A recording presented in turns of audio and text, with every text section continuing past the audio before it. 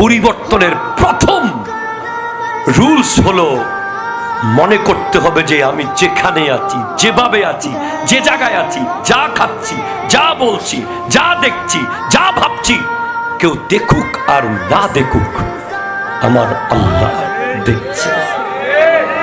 এ ব্যাপারে আমরা কি একমত হতে পারবো? জি পারবো, পারবো।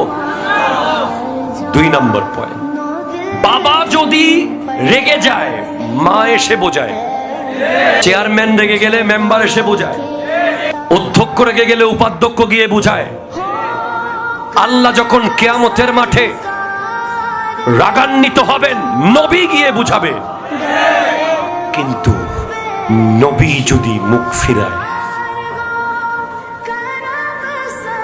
জাস্ট কোনো কারণে, যদি আপনাকে যখন ফেরেশতা বলবে মা কুনতা তাকুলু ফি হাক্কি হাযার রাজুল, এই নুরানি জাত সম্পর্কে তুমি কি ধারণা রাখতে, কি বলতে, কি ভাবতে, কি লিখতে, তখন যদি কোনো কারণে আমার নবী চেহারাটা ফিরিয়ে ফেলে,